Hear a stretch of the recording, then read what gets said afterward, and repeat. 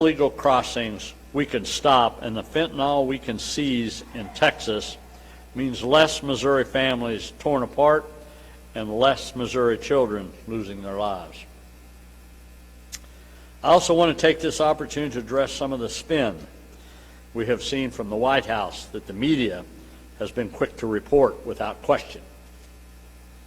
One statistic being that 85% of the fentanyl traffickers are U.S. citizens. And with that, you largely miss the point. It doesn't matter who the smuggler is. It's the issue is the Mexican cartels see little to no resistance in shipping fentanyl across our borders. Let me just speak a minute about my own career in the Vietnam era, where drugs become pretty critical to this United States. Let's talk about opioid fields. In Cambodia, Vietnam, China, all the way to South America, as time goes on and history goes on, they have always been supplied by other countries. They're not going to set up shop on the corners of our streets in Missouri. They're going to get Americans, citizens, to peddle these drugs. Cartel's not going to come up here and set up in your town, but they will have people that's going to produce and try to sell you their supplies and our kids. That's what we're dealing with. We're dealing with a strictly open border that anybody can bring whatever they want into our country. So that's a spin that maybe sounds good on paper, but the reality of it, you've got to see where's the sources coming from. Another favorite of mine is when the media repeats the White House line in saying that the vast majority of fentanyl seizures are at legitimate ports of entry. And the key there is fentanyl actually being seized. Of course, where we have armed patrols inspecting people and transports, as well as legitimate barriers to entry, we're going to discover and seize items that should not be coming into our country. It's actually quite an argument for the need to expand those procedures and secure our border. Because the thing is, we still have people dying from fentanyl. We still have people being trafficked. We still have nearly 2 million people who have not only entered this country illegally, but gotten away under the Biden administration. And it's all because of the non-existent security between ports of entry. If the Biden administration was truly seizing all illegal drugs at legitimate ports of entry, then why in Missouri are we seeing the largest increase in fentanyl deaths ever? And why are law enforcement still seizing enough drugs to kill everyone in the state twice over right here in Missouri? I'll answer that. It's because the drugs are still getting through no matter how much the White House spends and members of the media run it. That's why we in Missouri will act. A strong southern border means a stronger state of Missouri. States can and must protect themselves against the federal government when the federal government refuses to do so. Governor Adams and the state of Texas are standing in the gap, and Missouri will be there to support them in that fight. With that, I'll be glad to take some questions. I think what we're going to try to do is, if you want to ask questions on the border, let's stick with that. I know some of you will have questions beside the border, and I'll stay afterwards to answer those questions. But right now, let me take, if you have questions on the border for me, let's do that, and then I'll direct questions to the colonel and the general and the director also to answer questions. So if you have questions in specific for me, I'll be glad to answer them on the border at this time. We'll start down here. Do you have any links, I guess, to the fentanyl deaths in Missouri to illegal immigrants? I guess, is there any proof that it can be correlated from immigrants? What's the question again, please? For the Missouri deaths you're talking about due to fentanyl, is there any direct correlation to illegal immigrants, or I guess Well, I think everything since we've opened the border, fentanyl is on the rise. So there's more fentanyl in our state than there's ever been. So I think that would be the direct coalition one with it to be able to do it. I think that's all across America, but we had 40 some odd kids lost their lives last year. Never had that before. And we know fentanyl's coming across the southern border, and there's nobody there stopping it. So I don't think it's kind of a little common sense probably tells you that's got to be where it's increases so much. Yep. Hi, Governor. Elise File with the Post-Dispatch. Wondering if these troops who will be active starting in March, will they be joining troops who are already in Texas, the 250 troops who are already down there?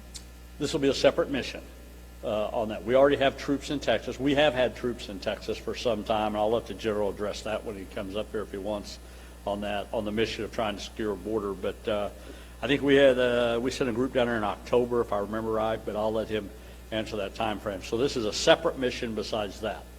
So this is an addition. And really what I think for most of the Guard, I believe at this point, of course they're trying to establish that now, just what the day-by-day operations would be. But mainly it's just going to be putting up Constantine wire. I would assume that's going to be a lot of it. Okay, and just one more question real quick. How would you describe Governor Abbott's handling of the southern border and immigration over the last year or so? Let me tell you, my heart goes out to Governor Abbott. I can't imagine being the governor of that state having to deal with what he's having to deal with, and the federal government turns back on you totally. I don't think he's had any choice but to take his oath of office, which is protect the people of Texas. That's his number one obligation, just like mine is for Missouri. So what he's done since this all took place, everything he's done, I think he's trying to do everything he can to keep people safe. And you got just people coming across the border every day by the thousands and the thousands. It just doesn't, So I think what he's doing is the right thing. I think him asking for help is good too, because he can't do it all himself. Thank you. Go back over here. You were talking about the 2 million people who have entered the country illegally. I know a lot of illegal immigrants are here because of expired visas. Do you think that are all the immigrants you're talking about in that 2 million from crossing the border? And do you think the issue of people being here on expired visas is also? Well, I don't think that's in the number at all. I don't think we have any idea what that number is, because nobody has a count on them. I mean, there's people coming by the thousands across the border in different entry levels. I mean, the cartels, you're talking about one of the most major smuggling operations of humans that I've ever heard of, that I know of. Thousands and thousands a day, the cartel's pushing people into the river and basically saying, you got to get across. To the point Governor Abbott also told the story down there where we've got patrols in the waterways trying to save people. They're sending people in those across the river that can't even swim. And what they want us to do is go out there and try to pick up the people that can't swim and save the lives while they smuggle drugs down this river, keeping our people occupied. I mean, that's the kind of stuff that goes around daily down there after talking to them on that. So I'm just telling you, I've been around a long time, and I've been in law enforcement for a long time. But what Governor Abbott's going through, because we simply will not do what I believe the Constitution says to the President of the United States, is secure the border. I mean, I've just never seen it like this. This is a free-for-all. So ideally, what would a secure border look like to you, or I guess what would be a good solution from the federal government? Well, you know what I went by, I mean, most of the areas that you went by are wide open. I mean, there's some places you're trying to secure, which I think Governor Abbott has put, I want to say over 2,000 individuals, Department of Public Safety, National Guard he has, and different people he has on there, but they're just, overwhelmed, so the border's pretty well open. However, that being said, I think Operation Lone Star is doing exactly why we're here today. They are starting to secure it. Anytime that you can stop an entry point from going to 3,000 a day down to 3 attempts, something's working. Now, I'm not so naive either not to wonder, okay, where else do these people go when you're down there? I think you have to understand the cartel has an infrastructure in place to move people, thousands and thousands of people a day. It takes a lot of infrastructure to do that. So now if you close down one point, they've got to find another point. I would assume this problem's going to shift to Arizona, New Mexico, and California until people just start securing the border. But I mean, southern border's 1,200 miles. That's from here to New York. 2 questions, one for you, Governor, and then I'm going to switch to Colonel Olson. My first one for you, I don't know if you said the amount of money. You said it's going to be in the supplemental, and right now it looks like 90 days. Do you have an estimated cost of what that'll be? We believe that's going to be a little over $2 million. $2 million? Yeah, is And what we believe that is. After that 90 days, could you extend it? We could extend. We're just going to see how this is. We really want to go down there. You know, first thing I got to do is take care of Missouri. So if we're going to put Missourians down there, we got to make sure, one, are we doing the right thing, or is it really worth the time to be there doing what we're doing, which I believe it will be. But we're just going to see how much of a workload that is. I think, again, I want to talk about, we're building walls, we're building barriers. So once those are built, then we should be able to come back home. Colonel Olson, my question for you is, these 22 troopers, we heard the governor say that 11 will be on the ground March 1st. When will the other 11 be going? And my other part to that is, are they doing wire also the entire time, or are they doing something more with law enforcement? We're going to bring him up here in just a minute. Oh, okay. I thought they were yours. I know you was wanting to try to jump ahead of me there on that one. Now, any other questions? Yeah, Governor. Operation Lone Star has been involved in a series of disputes with the federal government. So my understanding that Missouri is going to have National Guard folks working with Operation Lone Star and then also working with the federal government at the same time. We're going to be really under Texas's blanket that we are. But let me say this right now. Even the federal employees there, the vast majority of them don't like what's going on. The Border Patrol don't like what's going on, but they have to follow orders. I think if you go down there and you really meet some of these people, you know, I don't think you're asking them to be Border Patrol agents to secure the border, but you're telling them to cut the wire to let people in.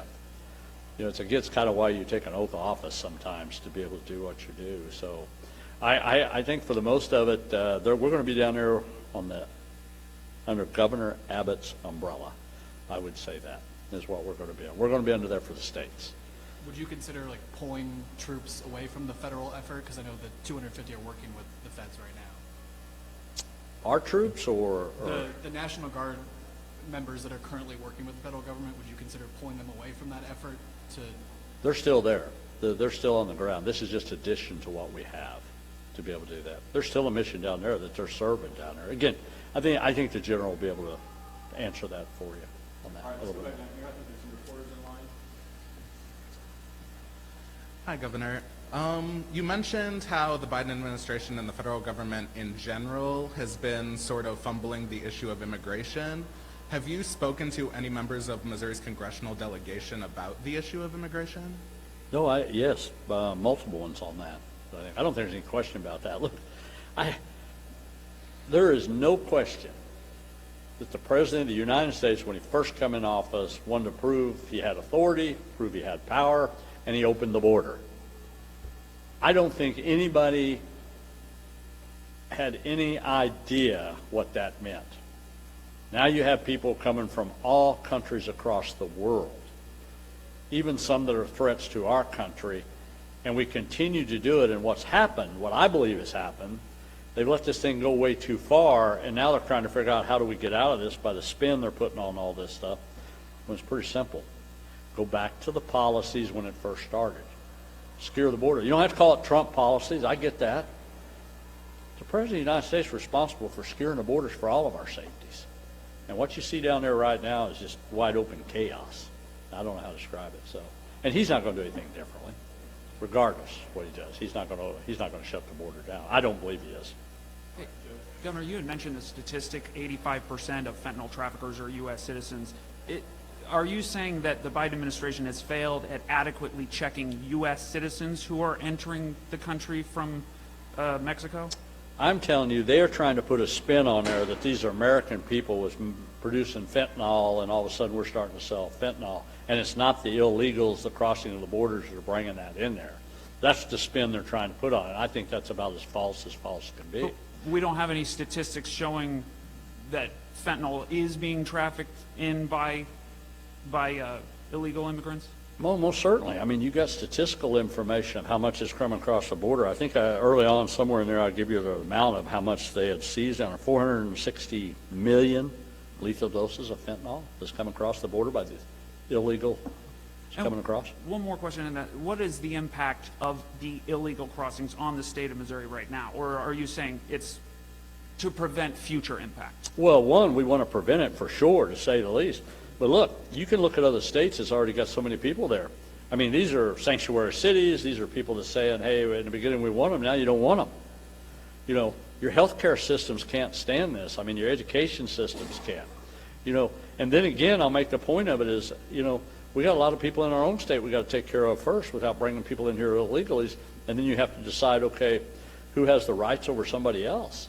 You know, it's just, I'm just telling you, it's just a disaster waiting to happen, and other states are seeing it. But eventually, it will come to Missouri. It always does in time. All right, we're going to do one more for the governor. Elisa? Okay, Governor, so back to visiting the border. I realize you went a couple weeks ago, but why this decision now? Because people have been illegally crossing the border for years and years and years. So why this decision Yeah. now? Nothing compared to what we're seeing right now. I mean, the illegal crossings you're talking about years and years ago through Democrat and Republican presidents doesn't compare to what we've seen in this administration. Not even close to be able to do that. So I think, one, I wanted to go down there. If I'm going to send troops down there and I'm going to send patrol down there, I think it's my job to go down there to make sure we're doing the right thing, to see it firsthand, to be able to talk to Governor Abbott, to see what his Department of Public Safety and what his National Guard members say, and what is the mission in hand that we're going to accomplish was the main thing I wanted to go down there.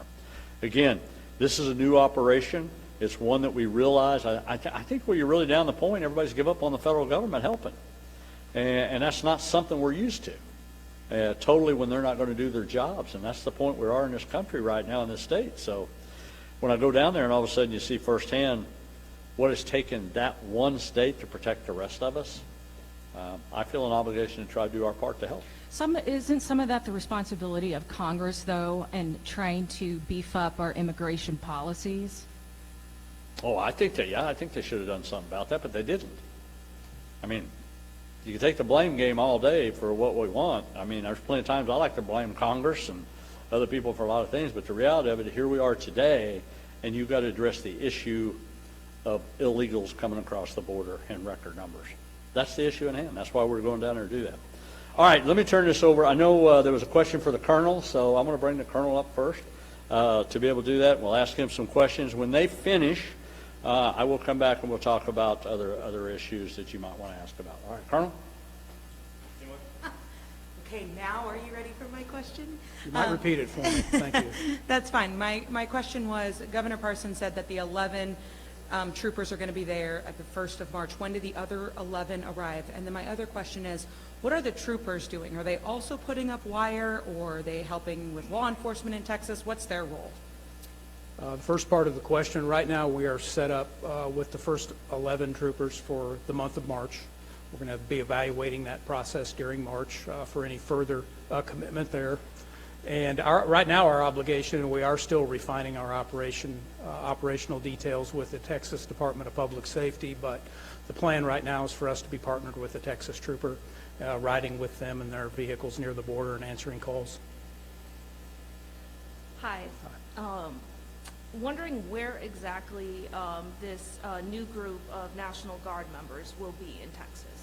I will let General Compton answer all questions about the Guard, and I'll be glad to help you with anything to do with the Missouri State Highway Patrol. I have one more for you, Colonel Olson, and that is, where are these troopers coming from? Are they all coming from the same district? Where in the state are we seeing them come from? Various districts, troops as we call them, around the state. We conferred with the troop commanders and gathered our list of volunteers that way. All right, any other questions for Colonel Olson? You may or may not know this, and this is me being ignorant here, but the wire, are we talking about the wire that the U.S. Supreme Court said must be taken down, or is there a different wire that's going up? Again, I don't believe that'll be any part of the Missouri State Highway Patrol's operation down in Texas, and it might be a better question for the general to take on. Okay. All right. Is there anybody? All right, thank you, sir. You bet. Any questions for Director Parson with the Department of Public Safety?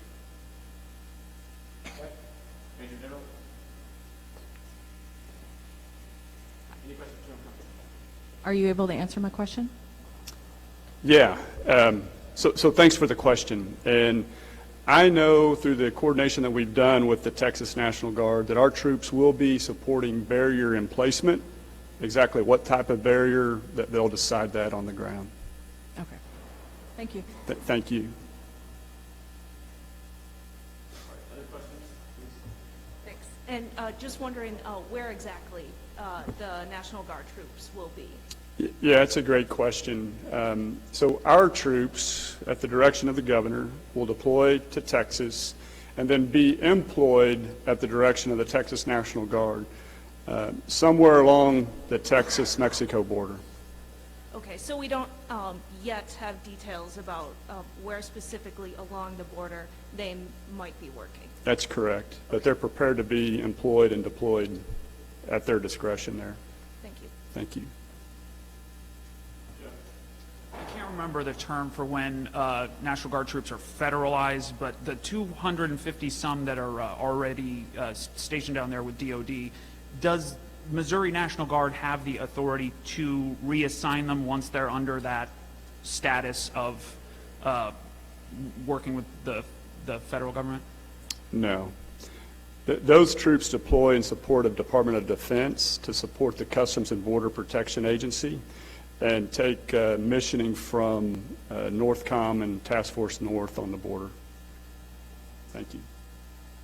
All right, any other questions for Major General Compton? I was going to ask, how did you decide who gets deployed for this mission?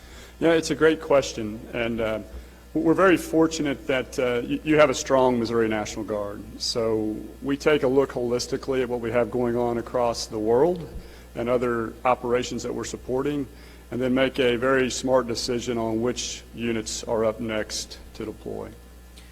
General, doing border security can be an unsafe job for the people down there that are at the border. Can you talk, just generally speaking, about the safety of your National Guard members and what they have to go through in order to try and secure the border? I appreciate the question, and what you all can be very proud of is your Missouri National Guard men and women that are well trained and equipped to do a myriad of tasks, and they're ready. We're proud of them, and they're ready to go.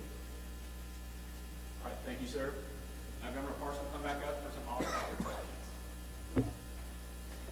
All right, here. Quick question about Blair's Law, which passed the House recently. If it came to your desk in a standalone bill, would you sign it?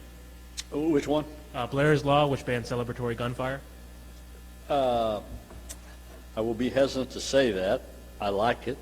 But the point of it is, it just depends how it comes when it looks to my desk, and it depends what all's with it.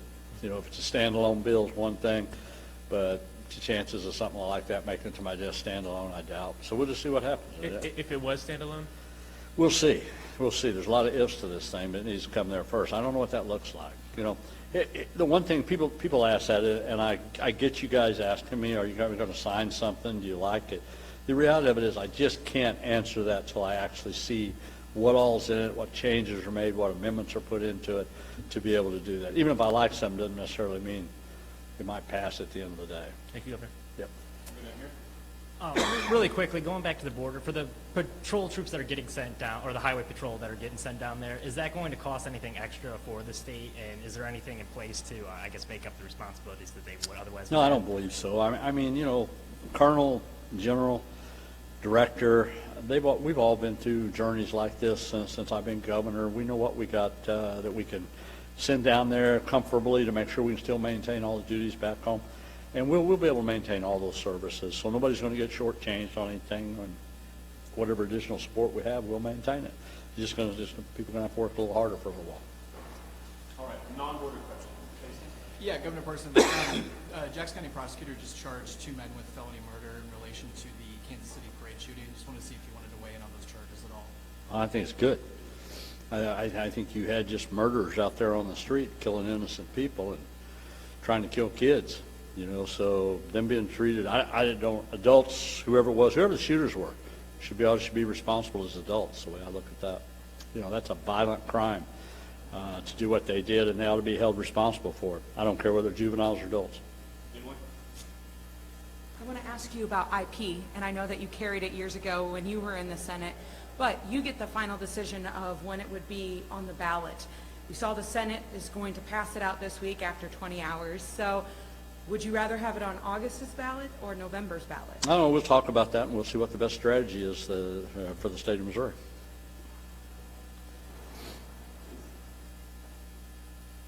House Republicans yesterday said that gun laws wouldn't have changed what happened in Kansas City last week, and of course, House Republicans said that gun laws would not have changed what happened last week at the parade, and of course, Democrats said that we urgently need different gun laws because they do impact situations like what happened at the parade.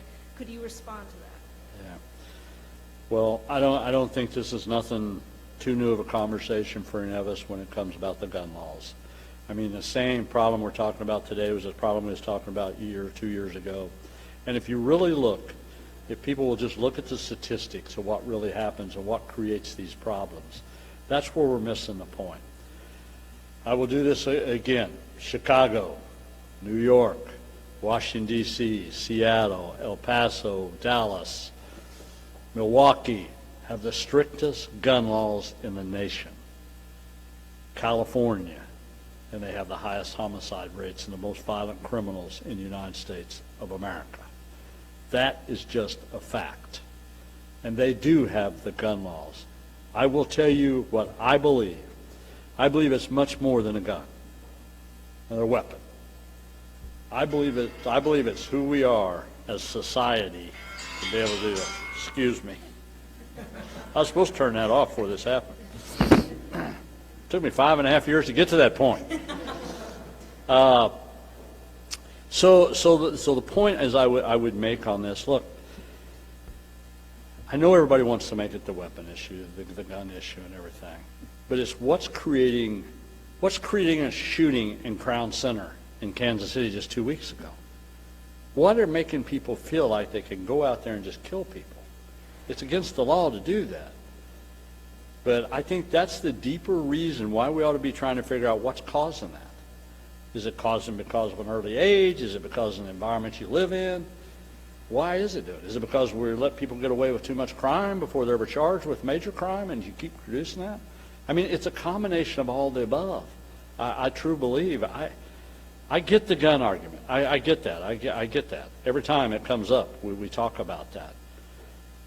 But do I think it would have changed anything? Because, look, I've been in law enforcement 22 years of my life.